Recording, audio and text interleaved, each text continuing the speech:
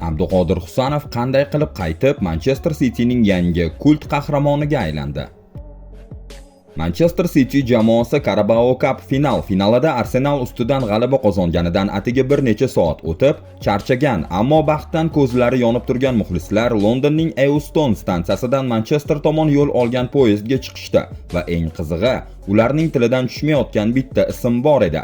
Ammo bu safar gap o'yinda hal qiluvchi gol urgan mahalliy iqtidor egasi Nico O'Reilly haqida emas edi. Husanov qanday zo'r o'ynadi, ko'rdingmi? Dedi muxlislardan biri hayajon bilan. U shunchaki yirtqich-ku, darhol javob qaytdi. Shu zahoti bir narsa aniq bo'ldi. City muxlislari o'zlariga yangi kult qahramon topishgandi. Oddiy ko'rinishdagi, ammo juda qattiq va suyak sindiradigan patkatlari bilan ajralib turadigan O'zbekiston terma jamoasi futbolchisi Abduqodir Husanov haqidagi hayajon poyezd Manchester tomon tezlashgani sayin yanada kuchaydi. Vagon ichidagi atmosfera esa asta-sekin Rim imperiyasining so'nggi kunlarini eslatadigan darajaga yetdi. Hamma shovqin, kulgu va muhokama bilan band. Muxlislar bu transfer ortida turgan insonlarni ham alohida e'tirof etishdi. Lens klubidan bu xazinani topib, 2025-yil yanvar oyida 31 million funt evaziga City'ga olib kelgan skautlar haqida skautlarimiz qanday ajoyib ish qilishdi. Darhaqiqat, bu skautlar faxrlansa arziydi.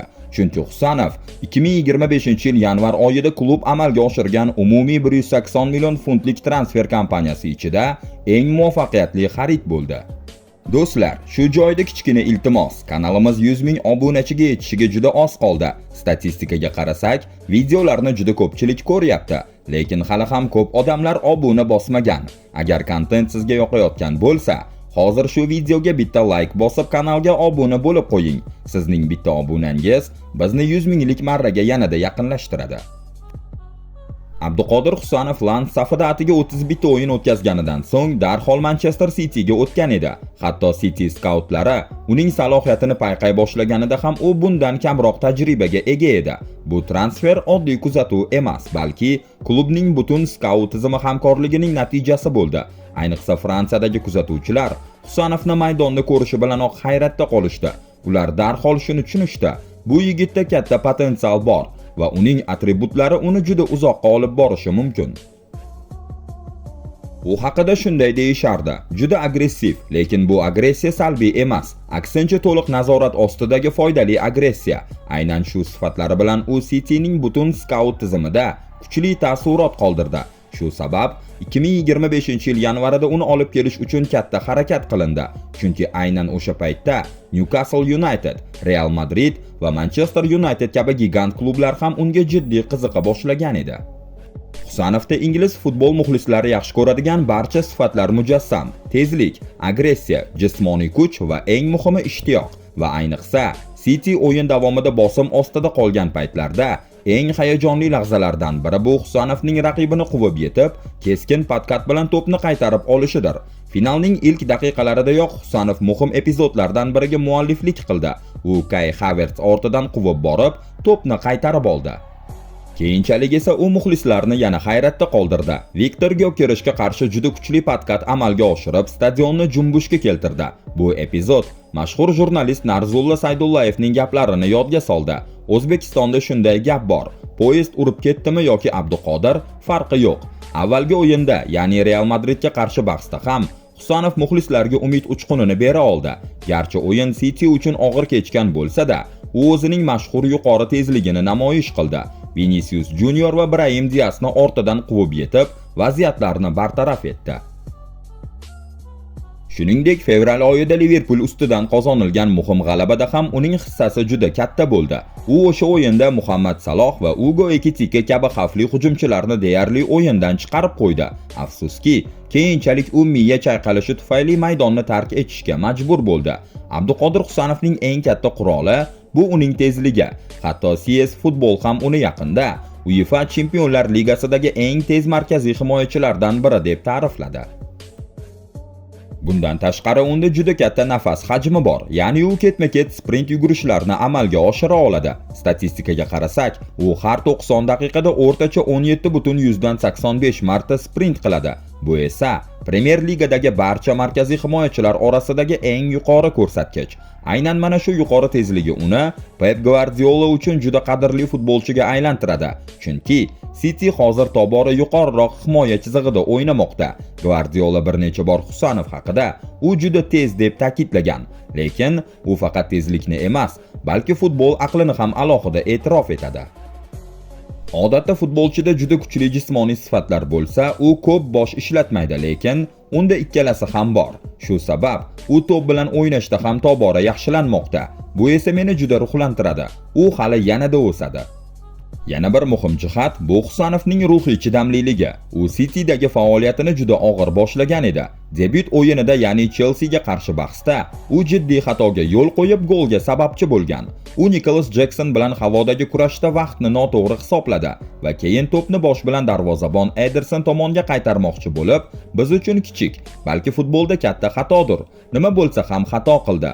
Oradan atigi 1 daqiqa o'tib Husanov sariq kartochka ham oldi. Keyin esa u Cole Palmerni onsaytda qoldirib yubordi. Yana xavfli vaziyat yuzaga keltirdi.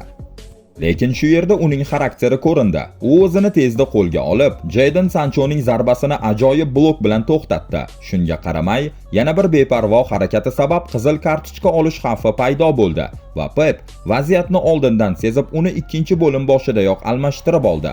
U maydonni tark etayotganida muxlislar uni tik turib olqishlashdi. Lekin bu olqish ko'proq qo'llab-quvvatlash emas, hamdardlikka o'xshardi. Sky Sports'dagi sharh davomida Gary Neville shunday dedi: "Bu yigit uchun yig'lagim kelib ketdi." Abduqodir Husanov uchun ishlar boshida oson kechmadi. Uning UEFA Chempionlar Ligasidagi debyutida Real Madridga qarshi o'yinda u Kylian Mbappe va Vinicius Junior tomonidan ancha qiynab qo'yildi. Hatto sobiq Angliya darvozaboni Paul Robinson bu vaziyatni shunday izohladi: "U go'yo faralar qarshisida qolib ketgan quyondek edi. Oradan bir oy o'tib esa, u Brightonga qarshi uy uchrashuvida o'z darvozasiga gol urib qo'ydi. Bu uning 2024-25 mavsumidagi so'nggi liga o'yini bo'ldi.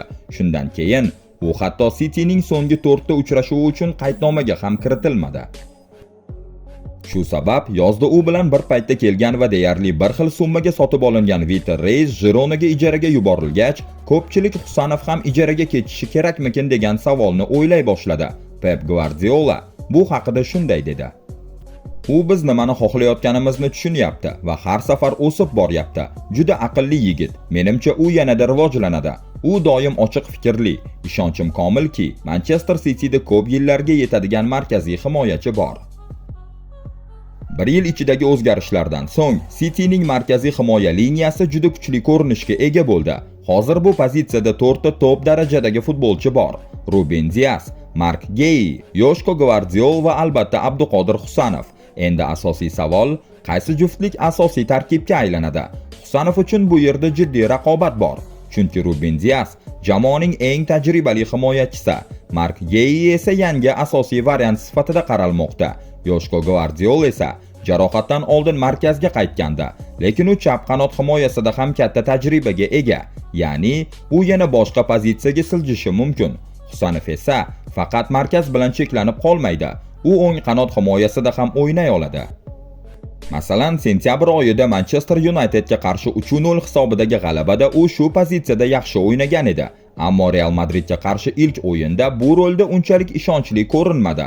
Bugungi zamonaviy futbolni hisobga olsak, City kabi jamoalar mavsum davomida 60+ o'yin o'tkazadi. Shu sabab ularga chuqur rotatsiyaga ega himoya liniyasi kerak va aynan shu nuqtada Husanovning ahamiyati oshadi. U ko'p frontlarda kurash olib borayotgan jamoa uchun juda foydali va kerakli futbolchiga aylanadi. Abduqodir Husanovning xarakteri juda oddiy va kamtar. U o'zini ko'rsatishga, ortiqcha shov-shuv qilishga odatlangan futbolchilardan emas. Shu sabab har bir o'yinda asosiy tarkibda tushmaslik ham undan norozilik chiqarmaydi. Pep Guardiola hatto qiziq bir detalni aytib o'tdi.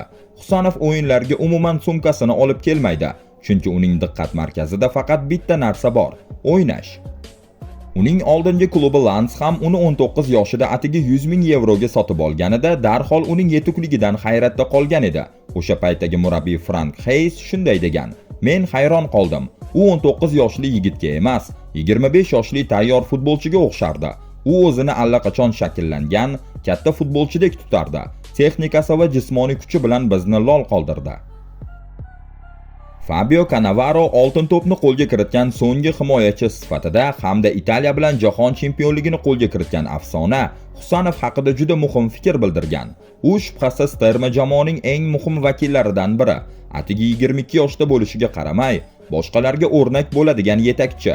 U yo'lni ko'rsatib turadigan kompasga o'xshaydi. Husanov tashqi ko'rinishdan kamgap, tortinchoqdek tuyulishi mumkin, ammo maydondagi harakati gapdan ham kuchli. U raqib ortidan yugurib boradimi yoki to'liq kuch bilan patkat tashlaydimi, har bir harakati baland ovozda. O'sha poyezdda Husanov haqida hayajon bilan gaplashgan City muxlislari hali oldinda undan yana ko'plab unutilmas lahzalarni ko'rishlariga ishonishmoqda, chunki u ularning yangi chaqaloq yuzli qotili. Husanov bu shunchaki yangi transfer emas, bu City himoyasining kelajagi. U kam gapiradi, lekin har bir harakati bilan o'z nomini yozmoqda. Agar siz ham shunday jim, lekin kuchli futbolchilarni hurmat qilsangiz, videoga like bosing va kanalga obuna bo'ling, chunki oldinda hali juda ham ko'p shunday hikoyalar bor.